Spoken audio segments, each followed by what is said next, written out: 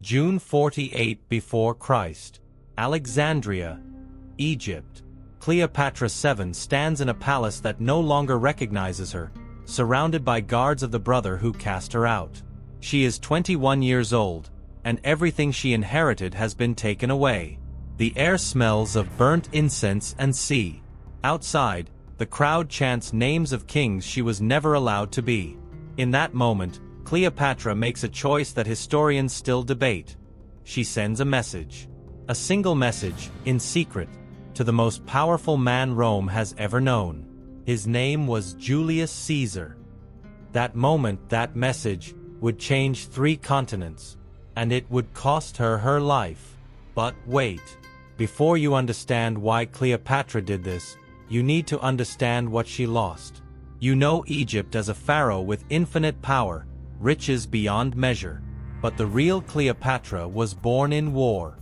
Her father, Ptolemy XII, was so weak that the Egyptians called him the flautist.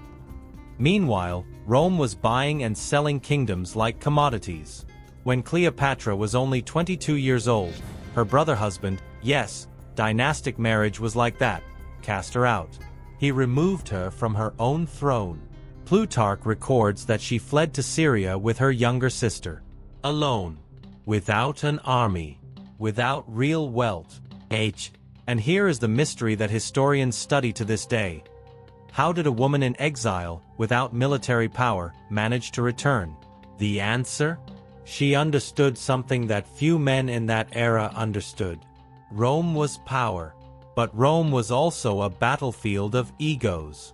Julius Caesar was in Alexandria in 48 before Christ, not because of Cleopatra, but because of her brother husband, Ptolemy XIII, who had supported him. But there was a problem. Cleopatra's brother wanted Caesar on his side. Against her. Cleopatra was in exile outside, with a small Syrian army.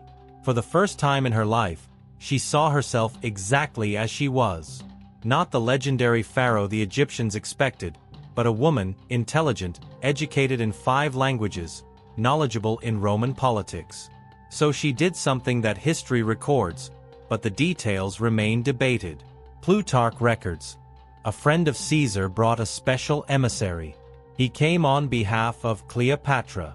Now, there is a question that historians have debated for 2,000 years. Did she enter Caesar's palace inside a linen sack? Or did she arrive as a legitimate ambassador? The records vary. What we know documented. Cleopatra managed to obtain a private audience with Julius Caesar. And that night changed everything. What happened between Cleopatra and Caesar was not just romance. It was geopolitics. Caesar was not a newcomer to power. He was the embodiment of Rome. At 52 years old, he had conquered all of Gaul. Millions of men obeyed him. But in Rome, his enemies were plotting a conspiracy. Pompey, his political rival, controlled Egypt through Ptolemy XIII. If Caesar left Alexandria without an ally, his enemies would become even stronger.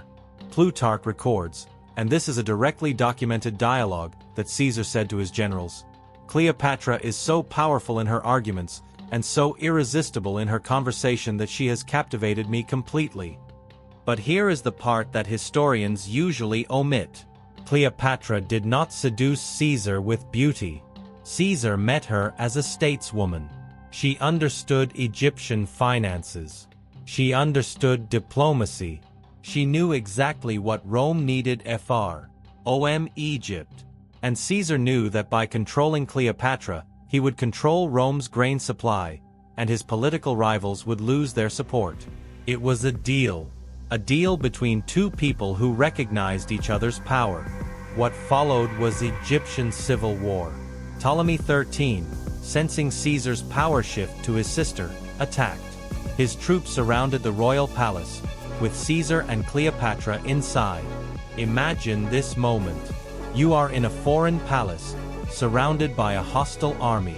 The man who came to help you is now trapped by trying to do so. Plutarch describes, the Egyptians besieged the palace while Caesar and Cleopatra were inside, with no clear escape. But here is the detail that reveals who Cleopatra really was.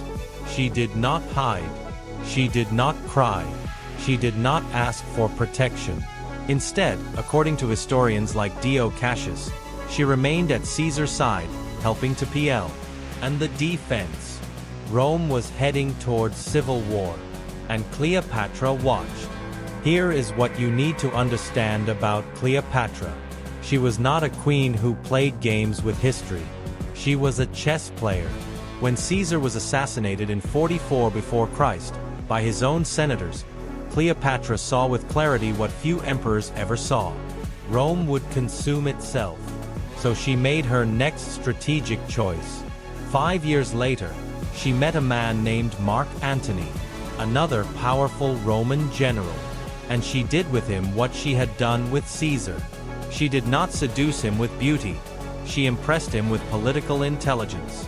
Plutarch records a description worth reading. Her conversation was incredibly charming. Her voice had such a persuasive quality that her words penetrated not just the ears, but the very soul. This is not beauty. This is intelligence. This is power. Cleopatra would reign for 32 years. But in 30 before Christ, when Mark Antony's rival, Octavian, won a decisive battle, she saw the end coming. There were no more moves. There were no more allies.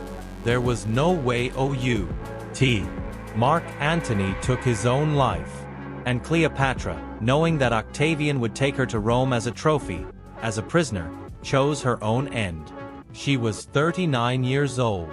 But here is the question that historians still debate. Was Cleopatra defeated by Rome? Or was she defeated by choosing to stay when she should have fled? The truth is more complex than either. Cleopatra was not invincible. No ruler is. But she did something that 99% of the leaders of her time did not do. She understood that power does not come from shouting it from the throne. It comes from knowing people, from understanding their desires, from offering them what they need. She studied languages while other princes slept. She learned finances while other queens simply inherited. She saw herself as a diplomat, not merely as a deity. And for 32 years, in a world controlled by Rome, she maintained Egypt's independence. No other kingdom did that. We know about Cleopatra because Plutarch wrote about her, because Dio Cassius recorded her, because her enemies mentioned her on coins and inscriptions. But the question she leaves for you is not, was she beautiful? The question is, how many times have you seen an opportunity, an ally, knowledge, power, and thought, I have nothing to offer? Cleopatra had everything taken from her. She was in exile. She was alone. And she saw in Caesar not a man who could save her, but a man who could be saved by her, by offering what Rome needed. Most of us go through life thinking that power comes from top to bottom. Cleopatra understood that real power comes from understanding what others need and offering that first. Think about how many situations in your life could have been different if you had seen the opportunity not as someone asking, but as someone offering. Cleopatra offered, and she changed the course of history. What legacy would you leave behind if you could?